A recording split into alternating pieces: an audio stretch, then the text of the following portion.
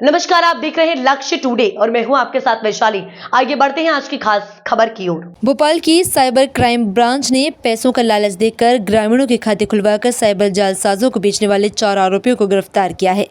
Police को आरोपियों द्वारा देश भर में करीब 40 खाते बेचे जाने की जानकारी मिली। आरोपियों में एक युवक LLB का छात्र भी शामिल है।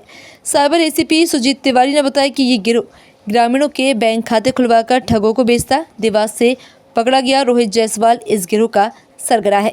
LLB कर रहा रोहित ठगी की गई रकम को क्रिप्टो करेंसी में बदलने का काम करता। वह देश भर के ठगों को किराए पर खाते भी उपलब्ध करवाता, जिसके एवज में उसे 5 से 7 हज़ार रुपये मिलते। आरोपियों के बेचे गए खातों से करोड़ों रुपए के लेन देन किए जा चुके हैं।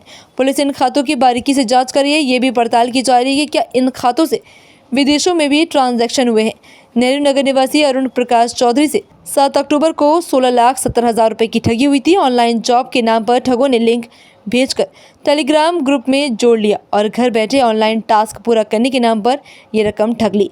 शिकायत पुलिस तक पहुंचने के बाद मोबाइल नंबर और टेलीग्राम ग्रुप के IP एड्रेस के आधार पर पुलिस आरोपियों तक पहुंची। क्राइम ने 4 आरोपी पकड़े हैं। उसमें पूर्व में भी इस तरीके की शिकायतें और अपराध में हमने कार्रवाई की है और अभी पुनः कार्रवाई की। ये क्या करते थे आरोपी जो हैं, ये एक व्हाट्सएप ग्रुप के माध्यम से टेलीग्राम ग्रुप पे ज्वाइन करवाते थे, लिंक देते थे टास्क फ्रॉड और इन सब चीज़ों के लिए, और उसमें लोगों को जुड़वा के और टास्क के नाम पे उनसे पैसा लेके और फिर उस पैसे को जो खरीदे हुए खाते हैं उनमें इस्तेमाल करके फिर एक जो आरोपी था वो उसको क्रिप्टो करेंसी में परिवर्तित कर देता था, जिस पर शिकायत भोपाल के एक आवेदक ने की थी, जिसमें विवेचना के दौरान ये पाया गया, जिसमें 4 आरोपियों को मंदसौर और उज्जैन से गिरफ्तार किया गया। तो इसमें इन चारों का रोल ये था कि एक तो खाते खरीदना ग्रामीणों से, फिर उन खातों का इस तरीके से इस्तेमाल करना कि जो ये लिंक पे शेयर करवा के इंस्टा पे और उस पर जो फर्जी लिंक देकर और टास्क फ्रॉड वगैरह करते थे, उसमें फिर ये पैसे ट्रांसफ़र करवाते थे।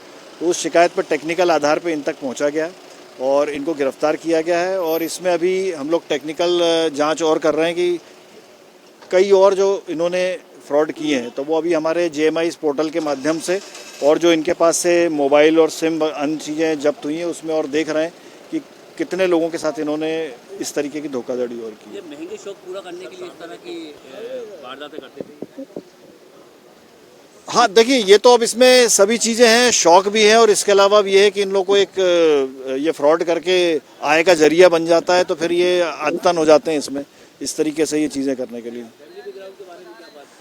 फैमिली बैकग्राउंड तो ऐसा है कि देखिए छोटे ज़िलों के हैं, ज़्यादा पढ़े लिखे नहीं हैं, लेकिन चूंकि आजकल सब ये टेक्निकली साउंड होते हैं और सीख जाते हैं, ये सारी चीज़ें करके एक दूसरे से सीखते हैं, तो बहुत ज़्यादा पढ़े लिखे तो नहीं है, 8th 9th इस तरीके से पढ़ाई लिखाई वाले ग्रामीण परिवेश के।